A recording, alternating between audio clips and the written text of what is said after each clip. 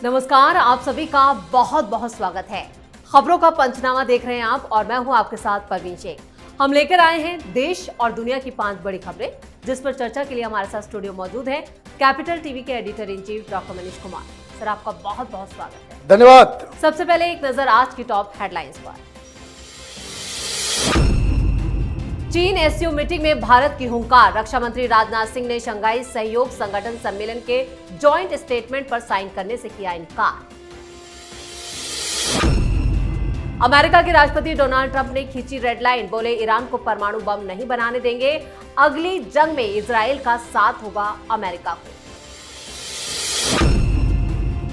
अहमदाबाद विमान हादसे में मिली बड़ी कामयाबी, ब्लैक बॉक्स की मेमोरी को सफलतापूर्वक किया गया एक्सेस। महाराष्ट्र चुनाव पर राहुल गांधी और चुनाव आयोग आमने सामने, इसी ने चर्चा के लिए बुलाया तो कांग्रेस ने लेटर भेजकर वोटर लिस्ट की मांगी डिजिटल कॉपी।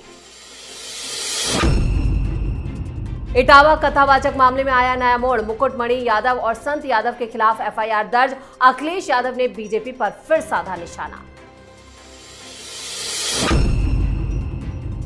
खबरों में सबसे पहले बात एससीओ की समिट की। चीन और पाकिस्तान की साजिश को भारत ने फेल कर दिया।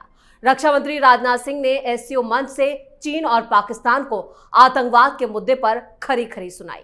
एससीओ के जॉइंट स्टेटमेंट पर राजनाथ सिंह ने साइन करने से इनकार कर दिया, क्योंकि चीन और पाकिस्तान ने आतंकवाद के मुद्दे को दूसरा रंग देने की कोशिश की। इस बैठक में कोई साझा बयान जारी नहीं हुआ। भारत के इस रुख से एक बार फिर पाक चीन दोनों बुरी तरह से एक्सपोज हो गए। वहीं पूरी दुनिया में भारत के कूटनीतिक कदम की जमकर तारीफ हो रही है। एससीओ में आज भारत की हुंकार देखने को मिली। देखिए, जब आपकी नीति बिल्कुल साफ होती है, उसमें कोई झिझक नहीं होती, तो चीन कितनी भी चालबाजी कर ले, पाकिस्तान कितने भी अपने अस्तर को नीचे गिरा करके भारत के साथ चालबाजियां करने की कोशिश करे, आप फंसोगे नहीं।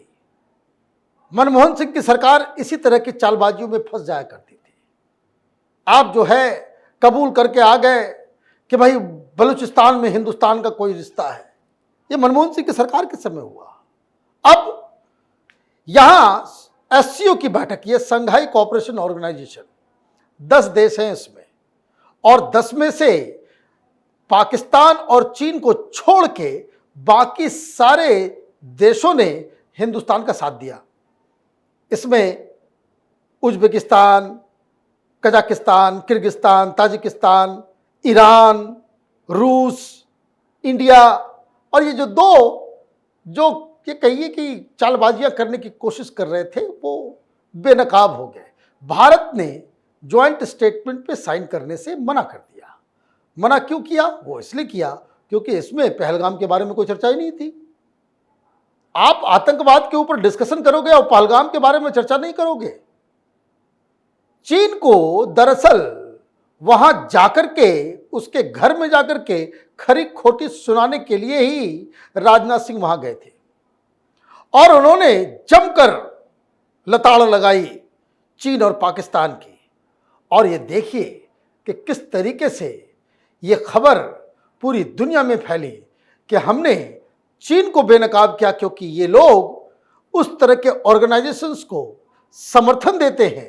बाकायदा जब भी किसी आतंकवादी का नाम आता है तो सिक्योरिटी काउंसिल के अंदर हमेशा आतंकियों के साथ खड़ा हो जाता है चीन, और पाकिस्तान उसके बारे में बात ही क्या करना, ये तो एपिसेंटर है। लेकिन सबसे बड़ी चीज, चीन के सामने और पाकिस्तान के विदेश मंत्री के सामने राजनाथ सिंह ने साफ साफ बता दिया कि हिंदुस्तान की नीति बिल्कुल क्लियर है। आतंकवादी जहां कहीं भी होंगे घुस के मारेंगे, और हमने ऑपरेशन सिंदूर के दौरान ये करके दिखाया है, और पाकिस्तान के आंखों में आंख डालकर ये कहा गया कि फिर करोगे तो फिर हम यही कार्रवाई करेंगे। तो बहुत ही अच्छा लग रहा है कि हिंदुस्तान की जो नीति है, जो विदेश नीति जो तय हो गई है कि no tolerance, zero tolerance to terrorism.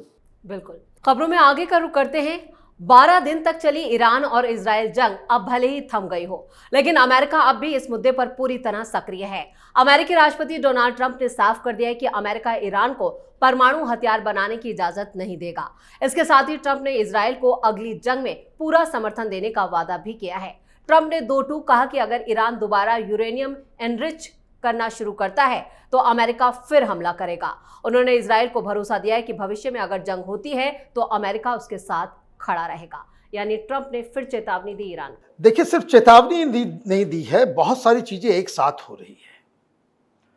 अभी तक तो क्या कहा जा रहा था, हिंदुस्तान में बहुत सारे पत्रकार, रवीश कुमार टाइप के लोग कह रहे थे कि कुछ नहीं हुआ, बिल्कुल इंटैक्ट है, यूरेनियम को निकाल लिया था और वो 200 फीट नीचे है, वो बॉम्ब जो गिरा वो अंदर कुछ नहीं हुआ, उसका बाल बाका तक नहीं हुआ, और लोग सेलिब्रेट कर रहे थे।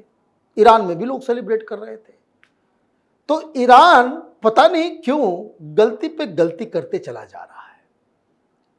ये सारी खबरें, हालांकि वो खत्म हो चुका, लेकिन इन सारी खबरों के बीच अचानक से इंटरनेशनल एटॉमिक एनर्जी एजेंसी जो है IAEA, उनके डायरेक्टर जनरल का बयान आ गया। उन्होंने कहा कि भाई हम तो अब ईरान जाकर के इंस्पेक्शन करेंगे और जाकर के देखेंगे भी क्या स्थिति है। तमाम लैब, सारी चीजें जो है उसकी जांच परख की जाएगी। तो ईरान डर गया। ईरान ने कहा कि नहीं नहीं नहीं जी, हम IAEA के मेंबर ही नहीं रहेंगे, उनको रहना पड़ेगा।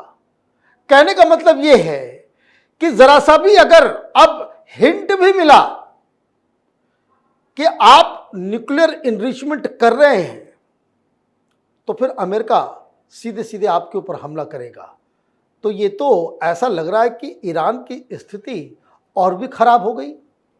ये तो ठीक पाकिस्तान वाली जैसी स्थिति हो गई, जैसे SCO में राजनाथ सिंह ने कहा कि करोगे बदमाशी फिर ठोकेंगे, और पाकिस्तान की घिग्गी बन गई, वो कुछ बोल नहीं पाया। अब अमेरिका यही बात ईरान को कह रहा है कि तुमने उधर जरा सा भी इनरिचमेंट शुरू किया तो इस बार इजराइल के साथ मिलकर फिर हम हमला करेंगे। तो ये जो दंभ अहंकार जो ईरान, पाकिस्तान जैसे देशों का था, वो दुनिया के सामने एक्सपोज हो गया है। सही कहा आपने। और खबरों में अब बात अहमदाबाद विमान हादसे की। अहमदाबाद प्लेन क्रैश की गुत्थी अब सुलझने वाली है। जांचकर्ताओं ने 12 जून को अहमदाबाद में क्रैश हुए एयर इंडिया प्लेन के ब्लैक बॉक्स से डेटा हासिल कर लिया है। क्रैश हुए एयर इंडिया प्लेन के फ्रंट ब्लैक बॉक्स से डेटा डाउनलोड कर लिया गया है। मेमोरी मॉड्यूल को भी सफलतापूर्वक एक्सेस किया गया। दरअसल AAIB और NTSB ने ब्लैक बॉक्स और CVR का डेटा निकालना शुरू कर दिया और मेमोरी मॉड्यूल से डेटा जो था उसे एक्सेस किया गया और डाउनलोड किया गया। मिनिस्ट्री ऑफ सिविल एविएशन के मुताबिक CVR और FDR डेटा का विश्लेषण जारी है और इसका मकसद दुर्घटना की वजहों का पता लगाकर भविष्य की सुरक्षा को और मजबूत करना है। यानी एक बड़ी कामयाबी मिली है।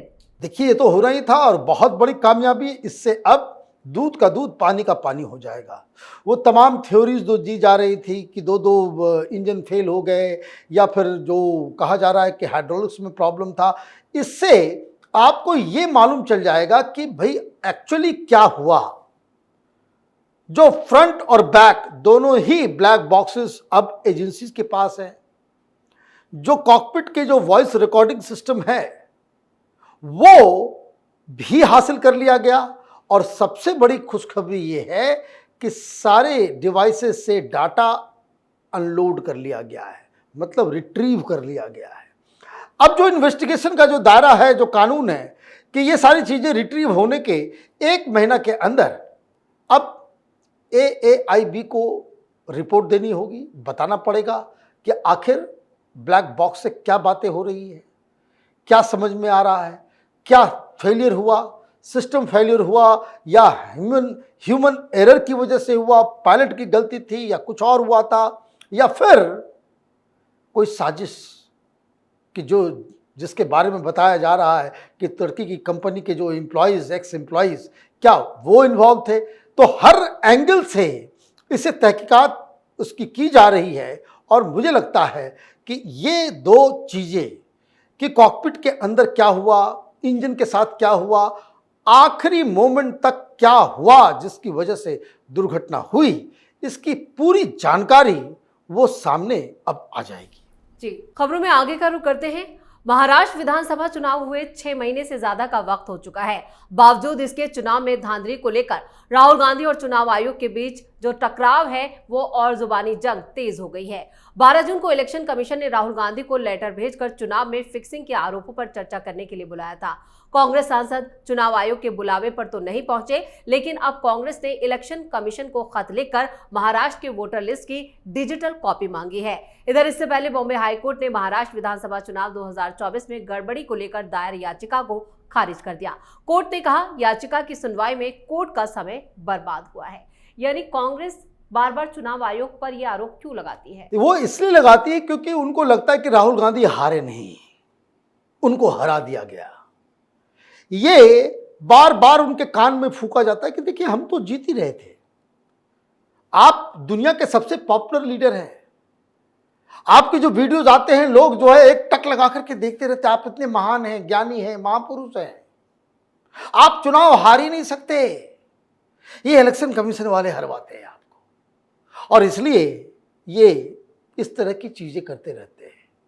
लेकिन कुछ लोग ये भी कहते हैं कि जॉर्ज सोरोस और उसके चट्टे बट्टे जो हिंदुस्तान की डेमोक्रेसी के पीछे चाइना पड़ा हुआ है, कि जिसकी वजह से लगातार अब देखिए दुनिया के हम 4th लार्जेस्ट मैन्युफैक्चरिंग देश बन चुके हैं, वहां से कंपनियां हिंदुस्तान आ रही है, और इस चीज को रोकने के लिए कि हिंदुस्तान में इंडस्ट्रियल डेवलपमेंट ना हो जाए, लोग इन्वेस्ट ना करें, कंपनियां ना आए, ये दुनिया को ये बताने की कोशिश करते हैं कि हिंदुस्तान में डेमोक्रेसी नहीं। ये दो चीजें हैं जिसकी वजह से बार बार चिट्ठी और बार बार अब बुलाया गया कि भाई अब इतना बड़ा सीरियस मसला है कि हिंदुस्तान की डेमोक्रेसी खतरे में है और आप डेमोक्रेसी को बचाने के लिए लड़ने वाले हैं, तो कहां भाग गए विदेश? आपको बुलाया गया था तो आपको जाना चाहिए था,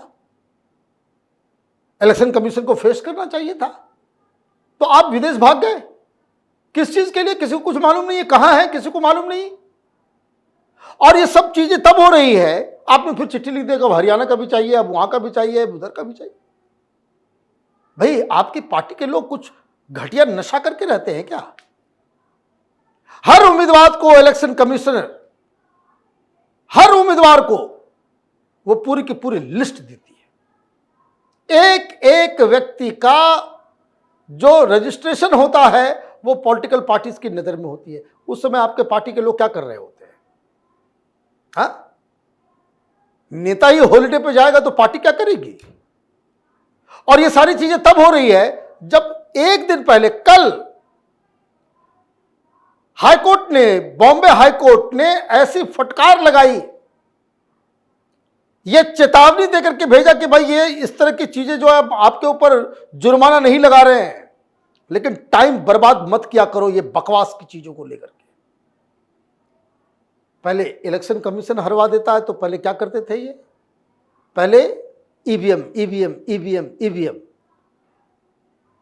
लात पड़ी, 51 बार सुप्रीम कोर्ट से आपको जो है मुंह की खानी पड़ी, लेकिन फिर भी आप सुधरने का आपका कोई इरादा ही नजर नहीं आ रहा।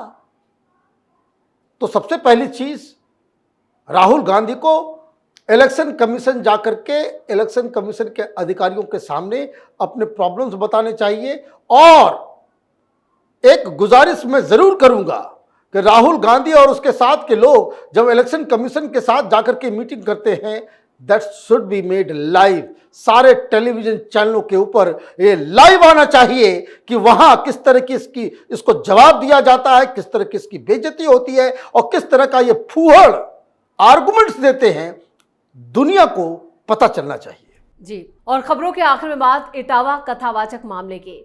इटावा में कुछ कथावाचकों के साथ मारपीट की गई थी और उस घटना के बाद उत्तर प्रदेश पुलिस ने 4 लोगों को गिरफ्तार भी किया था। हालांकि अब इस मामले में एक नया मोड़ आ गया। पुलिस ने दोनों यादव कथावाचकों मुकुटमणि यादव और संत सिंह पर फर्जी आधार कार्ड बनवाने के आरोप में एफआईआर दर्ज की है। यह एफआईआर इटावा के बकेवर थाने में दर्ज की गई और इस घटना पर समाजवादी पार्टी के मुखिया अखिलेश यादव ने सरकार पर सवाल उठाए। उन्होंने कहा कि कथा वाचन को कारोबार बनाने वालों को निशाना बनाया जा रहा है। घटना के विरोध में यादव संगठनों ने प्रदर्शन किया, वहीं हिंदू संगठनों ने भी एक तरफा कार्रवाई के खिलाफ विरोध किया। यह मामला अब राजनीतिक तूल पकड़ता जा रहा है। इसको लेकर इटावा में जमकर बवाल हो रहा है। देखिए, बवाल क्यों है? क्योंकि एक शर्मनाक घटना को, शर्मनाक क्यों है? ये दोनों तरफ से शर्मनाक है। भाई, आप यादव कथावाचक है, कौन रोक रहा है इस देश में? कोई कानून नहीं है कि जो किसी यादव को, किसी ओबीसी को, किसी दलित को कथावाचक बनने से रोकता हो। ये कोई नहीं करता। आप देखिए, आरएसएस बहुत सारे लोगों को पूजा की पद्धति सिखाता है, पंडित बनाता है, उसमें दलित भी है। किसने रोक लिया है? तो एक तो रोका गया वो गलत, जिन लोगों ने बाल मुड़ाए या उसकी पिटाई की या उसको यातनाएं दी, उसके खिलाफ कार्रवाई बिल्कुल होनी चाहिए। It is nobody's business. Number 2, जो गलती इनसे हुई, भाई आपको क्यों शर्म आती है कहते हुए कि भाई हम यादव हैं? खुल के कहो हम यादव हैं। यादव होकर के आपको फर्जी आधार कार्ड बनाने की क्या आवश्यकता पड़ रही है? भाई, अपने आप को ब्राह्मण बताने की क्या आवश्यकता पड़ रही? कोई रोक रहा है क्या? भाई, पूरी दुनिया पागल है बाबा रामदेव के पीछे, वो भी तो यादव हैं। उनसे बड़ा कोई बाबा है देश में? लेकिन घटिया राजनीति देखिए, हिंदुओं को तोड़ने का काम। अरे देखिए, वो यादव थे इसलिए मारा गया। यादव पंडित नहीं हो सकता क्या? यादव पूजा नहीं कर सकता क्या? भाई, हिंदुओं को तोड़ो काटो, है ना? अखिलेश यादव के कान में जाकर के कोई बताए कि रामायण जिसने लिखा ना वो दलित थे, वेद जिन्होंने लिखा वो भी दलित थे। वेद व्यास कोई ब्राह्मण नहीं थे, वो मछुआ जाति के थे। वाल्मीकि तो दलित थे। ये सारी चीजें ये कहां से पैदा हो रही हैं? आपकी घटिया सोच, आपकी घटिया राजनीति, और इसी वजह से ये लोग हिंदुओं को तोड़ने का काम और प्रयत्न करते हैं। अभी हिंदू एकत्रित हो रहे हैं, इनके पेट में दर्द हो रहा है। इस तमाम जानकारी के लिए और सटीक विश्लेषण के लिए आपका बहुत बहुत धन्यवाद। धन्यवाद। खबरों का पंचनामा में आज के लिए इतना ही। देश और विदेश की बाकी खबरों और उनके सटीक एनालिसिस के लिए देखते रहिए कैपिटल टीवी। वीडियो को लाइक करें, शेयर करें और कैपिटल टीवी को सब्सक्राइब जरूर करें। धन्यवाद।